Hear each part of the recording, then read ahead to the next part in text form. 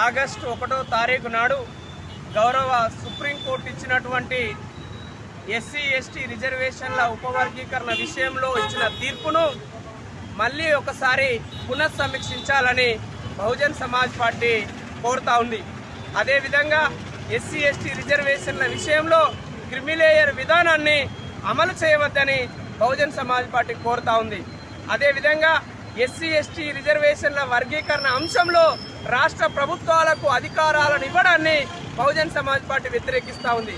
అదేవిధంగా ఈడబ్ల్యూఎస్ విధానాన్ని ఎలాగైతే పార్లమెంటు ద్వారా చట్టం చేసుకున్నారో మరి భారతదేశంలో ఉన్నటువంటి ఎస్సీ ఎస్టీ రిజర్వేషన్ల వర్గీకరణ అంశాన్ని మరి పార్లమెంటు ద్వారా ఎందుకు పరిష్కారం చూపుతలేరని ఇవాళ బహుజన్ సమాజ్ పార్టీ డిమాండ్ చేస్తుంది.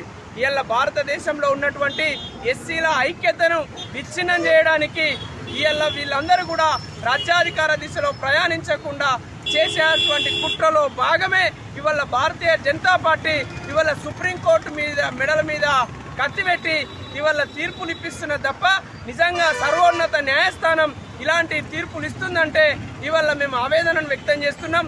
కాబట్టి ఎస్సీ ఎస్టీ రిజర్వేషన్ల వర్గీకరణ విషయంలో సుప్రీంకోర్టు ఇచ్చినటువంటి తీర్పును మళ్ళీ పునఃసమీక్షించాలని ఇవాళ మేము కోరుతా ఉన్నాం. కాబట్టి బహుజన్ సమాజ్ పార్టీ అధినేత్రి బెహెన్జీ కుమారి మాయావతి గారు ఇచ్చినటువంటి పిలుపు మేరకు ఇవాళ భారతదేశ వ్యాప్తంగా జరుగుతున్నటువంటి బంద్లో బహుజన్ సమాజ్ పార్టీ కరీంనగర్ జిల్లా కమిటీ ఇవాళ శాంతియుతంగా ఇవాళ బంద్లో పాల్గొనడం జరిగింది. మరి బంద్కు సహకరించిన ప్రజలందరికీ కూడా ఇవాళ బహుజన్ సమాజ్ పార్టీ పక్షాన ధన్యవాదాలు తెలియజేస్తా ఉన్నాం. బహుజన్ సమాజ్ పార్టీ మాయావతి గారి నాయకత్వం. రైట్.